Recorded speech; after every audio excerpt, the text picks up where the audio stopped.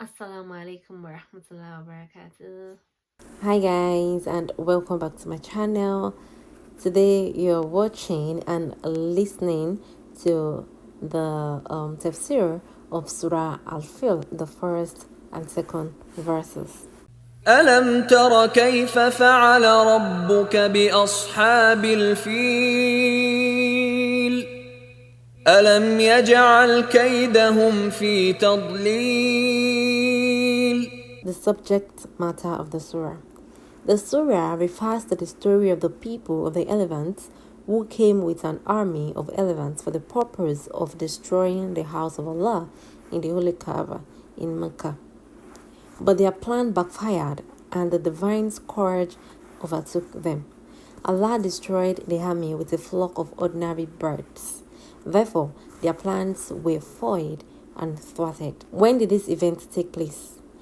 This event took place in the very year in which the Holy Prophet, peace be upon him, was born in Mecca. According to some traditions and the popular view among the historians, the scholars of Hadith have taken this event as a special type of mujiza, which means miracle, of the Holy Prophet, peace be upon him, but the term mujiza in its real sense refers to an abnormal event shown by Allah to prove the claim of a prophet to having been sent by him. Therefore, a mujiza is shown after a prophet's divine commission. However, sometimes it happens that a miraculous event takes place before a prophet's claim to prophethood. This, in the palace of the scholars of Hadith, is called Irhas, which means prologue or introduction. The word Irhas means a foundation stone. As a miraculous event taking place before the advent of prophets or before their claim to prophethood are meant to introduce and affirm that soon a particular prophet will be divinely commissioned. They are referred to as Irhas. Many miraculous incidents of this nature occurred before the birth and the advent of the Holy Prophet, peace be upon him, and one of them was the incident of the people of the elephants, who were miraculously prevented by the heavily scourge from destroying the house of Allah. Let's talk about the story of the people of the elephants. Ibn Kathir, the leading authority on prophetic tradition and history, recounts the story as follows. Yemen was under the control of the rulers of Emir. They were idolaters. Their last king was Du Nuwas, an idolater himself, was the enemy of the righteous Christians of his time, who believed in and worshipped one Allah. He persecuted the believers who were opposed to idol worship by burning them alive.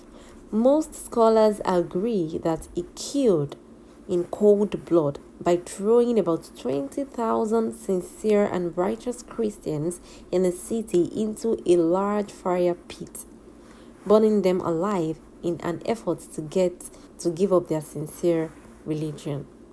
This is the story of the people of fire pit, referred to in Quran chapter 85 verse 4 to 7. Two men somehow managed to escape from him. They fled to Syria and took refuge with Caesar, who was himself a Christian and the emperor of Syria. They requested the emperor to avenge this cruel act of voodoo Nuwas. Caesar wrote to Najashi, the king of Abyssinia, now which is known as Ethiopia, who was closer to the home of the man. Najashi sent two governors with him, Harvard and Abraha, along with a huge army. The army invaded Yemen and freed the whole country from the possession of Emir.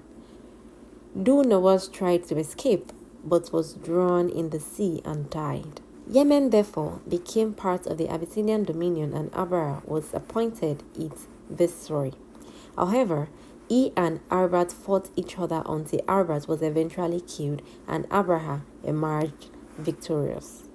The latter was appointed the commander of the Abyssinian army in Yemen and the governor of that region. Having captured Yemen, he built a superbly luxurious cathedral in this area. The purpose was to attract the people of Yemen to make pilgrimage to this cathedral instead of Kaaba in Mecca. It was huge and tall so that a person standing in the bottom was not able to see the top.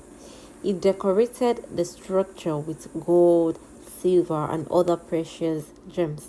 In short, he meant it to be an architectural masterpiece, second to none or unsurpassed in the world, to be revered by all and sundry, and divert pilgrims from the sacred mosque in Mecca to his cathedral in Yemen.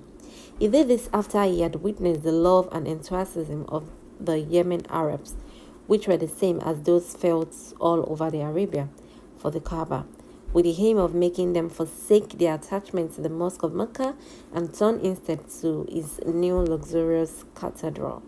Therefore, he proclaimed throughout his kingdom that no one should ever visit the Kaaba in Mecca, and that the pilgrimage should from now on take place to his so-called Kaaba in Yemen. Although the Arabs were idol worshippers, the love and reverence of the religion of Prophet Ibrahim والسلام, and the Kaaba had permeated their hearts. As a result, the Andan, Khatan, and Quraysh tribes were enraged and infuriated by this proclamation. One night, someone entered the church and defecated in it.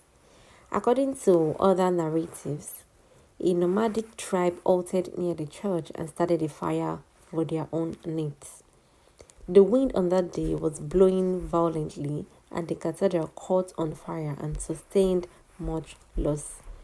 When Abraha came to know about this and learned that a Qurayshi had done this, he swore to march to the house of Mecca and destroy it stone by stone. Therefore, he prepared himself and set out with a huge and powerful army so that none might prevent him from carrying out his mission. He asked for Najashi's permission. He permitted him and sent for him. Particularly for this expedition, a special elephant whose name was Mahmud. It was unusually huge in size and powerful in strength, the like of which had never been seen before. The king of Abyssinia sent in 8 more elephants as reinforcements for the army.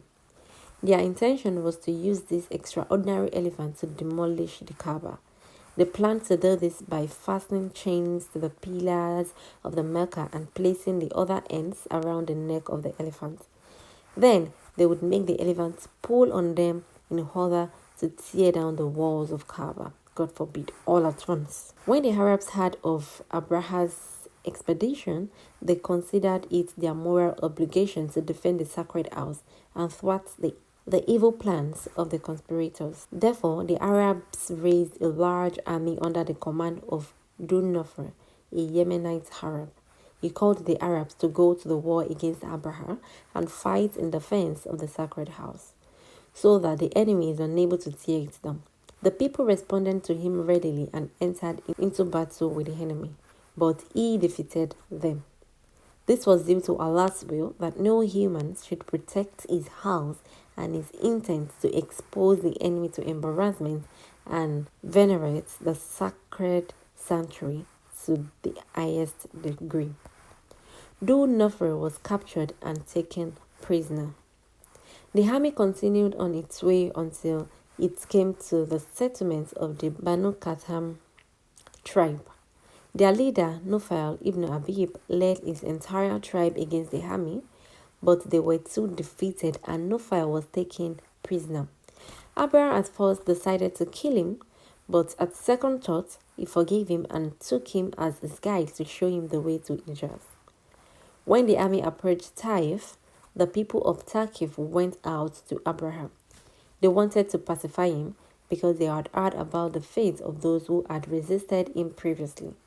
Also, they were afraid that he would demolish their temple consecrated in the name of their idol Alat. Therefore, they did not resist him on the understanding that he would not touch the idol of Lat. He was compassionate to them and they sent a guide with him by the name of Abu Rigal. When they arrived in a place called Al-Magmas near Mecca, they settled there. This was the pasture where the camels of the Quraysh grazed.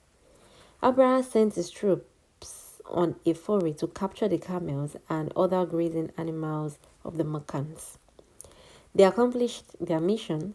They also drove away about 200 camels of Abdul Muttalib, grandfather of the Holy Prophet Muhammad, peace be upon him, and the leader of the Quraysh. Abraham then sent an emissary named Anata al-Imyari to enter Mecca and bring to him the leader of the Quraysh.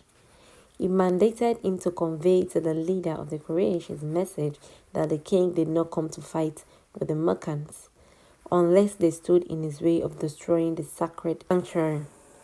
Arriving in the city, Anata was directed to Abdul Muttalib ibn Hashim, to whom he communicated Abraha's message. According to Ibn Ishaq narration, Abdul Muttalib replied, "By Allah, we too have no desire to fight him, nor do we have the might to do so. This is a sacred sanctuary of Allah, built by his friend Prophet Ibrahim (wasalam). If he wills to prevent Abraham from pulling it down, he will protect it. And if he allows him to approach it, by Allah, we have no means to defend it." So Anata told him, "Come with me to Abraham." So Abdul Muttalib went with him. When Abraham saw him, he was highly impressed because Abdul Muttalib had the most handsome, charming, and attractive personality. He descended from his throne and sat with the latter on a carpet on the ground. He then said to his interpreter to ask him, "What do you need?" Abdul Muttalib replied to the interpreter, "I want the king to give back my 200 camels, which his soldiers have taken from me." Then Abraham told his interpreter to relate to him, "When I first set my eyes on you, I admired you greatly and had great respect for you. But all that is now lost. You speak only of your 200 camels, while you fully well know that I have come to tear down your Kaaba, which is the embodiment of your religion and the religion of your forefathers. You did not even say a single word to persuade me to spare it." Abdul Muttalib calmly responded, "I am the owner of my camels and am concerned about them. I am not the owner of Allah's house. The master of the house knows how best to protect his house." Abraham rudely rebuffed, "Your God cannot protect it from me." Abdul Muttalib made a rejoinder, "Then do as you like, or take your chance." According to other narratives, there were other chiefs of Quraysh with Abdul Muttalib at the time of this negotiation. They proposed to Abraham that if he withdrew from the sanctuary, the entire region of Tihama would pay him a third of their agricultural produce annually as tribute. But he turned down the offer. He then gave back Abdul Muttalib's camel to him. Abdul Muttalib took his camels and went back home, ordering his people to leave Mecca and seek shelter at the top of the mountains. He feared that atrocities might be committed by the army against them. Then he went with a few figures of the Quraysh to the sacred sanctuary. He held the metal ring of the door of Kaaba and prayed Allah to give them victory over Abraham and his enemy.